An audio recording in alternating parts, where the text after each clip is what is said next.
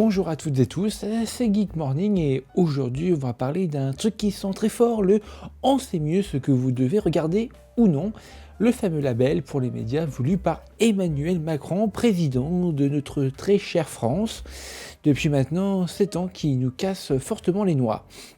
Alors, on va prendre le temps de poser le truc calmement, d'expliquer ce que c'est, pourquoi ça fout autant le bordel au sein de la communauté des médias, et surtout, qu'est-ce que ça veut dire pour vous, mais surtout pour nous, journalistes indépendants et créateurs de contenu indépendants comme moi, comme Mulderville, Direct Actu ou encore Horror Gossip, qui sont dans le viseur de ce label de médias, étant donné que nous sommes tous des médias indépendants et 100% libres.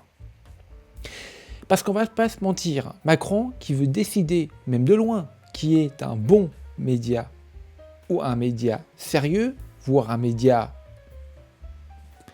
moyen, alors qu'il traîne à 10 ou 11% d'opinion favorable dans les sondages, et ben, ça pique un peu niveau légitimité. Alors, on va être très clair à ce niveau-là. On commence par la base. C'est quoi ce délire de label pour les médias ? Alors, Macron, dans un échange public, a expliqué qu'il voulait qu'on puisse distinguer très clairement certains points concernant les médias. D'un côté, les vrais médias d'information avec des journalistes, une déontologie et tout le tout-team. De l'autre, les sites et comptes qui balancent n'importe quoi juste pour faire du clic, de la thune et du buzz. Son idée, en gros, c'est une sorte de badge, un tampon, un truc visuel qu'on verrait sur les sites d'infos, sur leur compte X, Facebook, Insta, TikTok, YouTube, tout ce que tu veux. Un Macron score, un petit peu comme ce qui se passe avec le Nutri-Score. Alors, officiellement, et ça, il le répète un petit peu partout, ce ne serait pas l'État qui collerait lui-même ce fameux tampon. On nous dit que ce sera un label géré par des professionnels des médias, une instance indépendante pour lutter contre la désinformation. Et soyons parfaitement honnêtes. Donc, sur le papier, la version officielle, c'est grosso modo, ne vous inquiétez pas, ce n'est pas un label d'État, c'est juste un outil pour vous aider à repérer les sources fiables. Très bien. Ça, honnêtement, c'est la version propre, la version PowerPoint de ton manager qui fait une réunion à 9h du matin alors qu'il n'y a strictement rien à dire. Maintenant, on va sortir du PowerPoint et retourner dans la vraie vie des Français et des Françaises, la vraie vie des médias indépendants comme le mien qui se prennent des torrents de haine à la tronche parce que, oulala, c'est compliqué. Parce qu'en vrai, derrière ce joli emballage, il y a 3 énormes questions. Déjà, la première question, c'est qui décide ?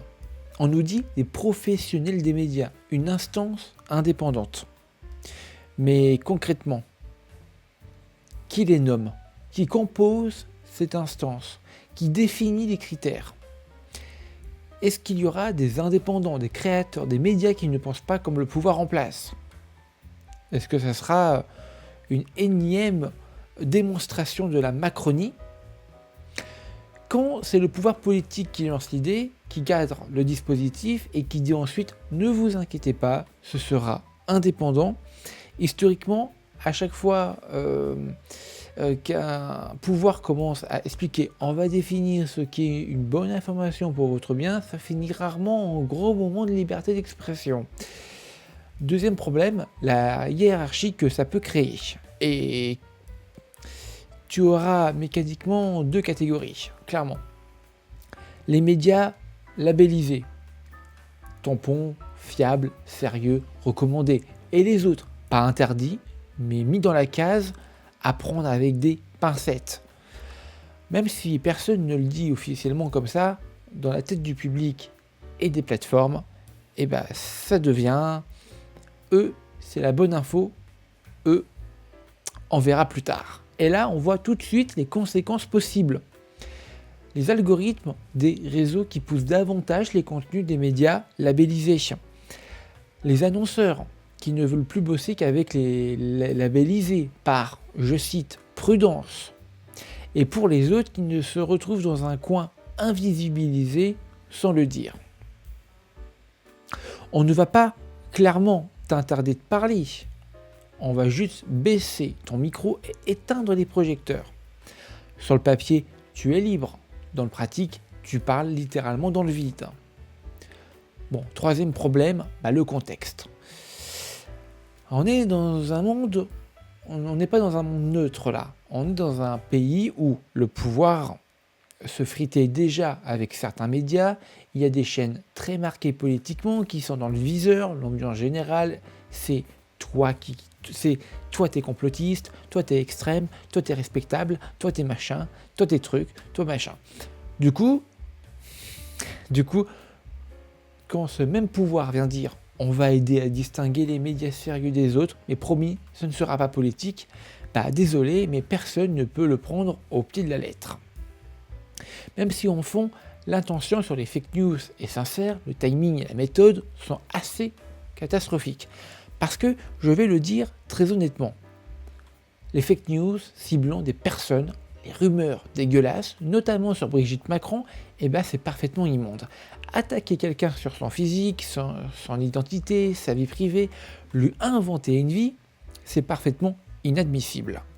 Là-dessus, il n'y a strictement aucun débat à avoir.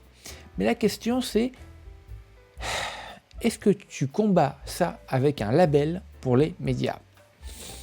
On a déjà des lois contre la diffamation, l'injure, le harcèlement, des décisions de justice possibles. L'Arcom, le fameux gendarme de l'audiovisuel qui, par moment, par souci de lucidité, fait véritablement son travail, qui peut sanctionner des chaînes, les plateformes qui peuvent retirer des contenus illégaux.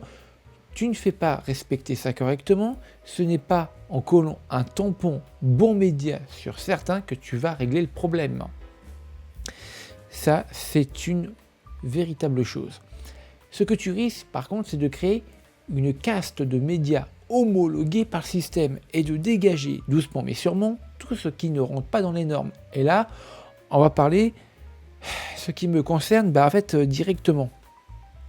Parce que moi, je ne suis pas un plateau télé à 20 millions d'euros. Je suis un créateur indépendant avec un média que j'ai monté en 2015 à l'âge de 14 ans avec ma communauté, ma ligne éditoriale, mon ton, bref. Sur Internet, aujourd'hui, tu as littéralement deux catégories. Des gros groupes avec des rédactions, des bureaux, des services juridiques, et tu as une galaxie de créateurs, de médias indépendants, de petites rédactions qui font parfois un travail beaucoup plus sérieux que certains mastodontes. Si demain, le label est réservé aux médias qui ont telle structure juridique, tant de journalistes encartés, tel type d'organisation à l'ancienne, le résultat sera sans conteste. Les gros acteurs cochent les cases, les indés restent sur le côté. Tu te retrouves avec un système où les grandes boîtes ont un badge fiable et les indépendants qui pourtant bossent leur sujet, source, vérifient, sont rangés dans opinion, divertissement, youtubeurs qui donnent leur avis. Est-ce que vous voyez le problème ? Moi, je vais être très franc, je n'ai aucune confiance dans un système de labellisation de l'info qui naît d'une impulsion politique, encore moins dans cette impulsion vient d'un président qui est au plus bas dans l'opinion et qui a déjà une relation compliquée avec la contestation. Alors, on peut débattre des fake news, on peut débattre de la responsabilité des plateformes, on peut débattre de l'éducation aux médias. Et là-dessus, je suis 100% pour. Mais donner une instance cadrée par le pouvoir le rôle de dire officiellement « eux sont sérieux, eux le sont moins », c'est une idée très, très mauvaise. Parce qu'aujourd'hui, c'est Macron, demain, ce sera quelqu'un d'autre. Et on ne construit pas des outils de contrôle de l'information en se disant « oui, mais là, ça va, on aime bien celui qui est au pouvoir ». En fait, ça ne marche pas comme ça. On arrive au bout. Ce label, on peut le tourner dans tous les sens. Ça reste la même question de fond. Est-ce que vous voulez que des instances, même indépendantes, décident officiellement de ce qui est un bon média pour vous? Ou est-ce qu'on préfère des lois appliquées pour tous, de la transparence sur les financements, des médias qui expliquent leurs méthodes et un public conforme à douter, à vérifier, à croiser les sources, plutôt qu'un public qu'on tient par la main en lui disant « Regarde seulement cela, ils sont validés par l'État ». Moi, en tant que média indépendant, je ne veux pas d'un tampon du pouvoir pour exister. Je veux qu'on me juge sur ce que je fais, mon travail, mes sources, ma cohérence, ma manière de vous parler. Du coup, j'ai vraiment envie d'avoir vos avis là-dessus. Dites-moi en commentaire, véritablement, est-ce que ce label vous rassure? Vous vous dites au moins on saura à qui faire confiance, ou est-ce que, comme moi, ça vous met très mal à l'aise de voir se dessiner une sorte de ministère de la vérité 2.0, même déguisé en label professionnel? Bah écoutez, on en parle ensemble sous la vidéo. N'hésitez pas à partager l'émission si vous pensez que ce débat est important, et à vous abonner si ce n'est pas déjà fait. Parce que clairement, dans les années qui viennent, la bataille ne sera que sur les retraites ou les impôts. Elle sera aussi sur qui a le droit de vous parler. Voilà, c'était Geek Morning, on se retrouve demain matin.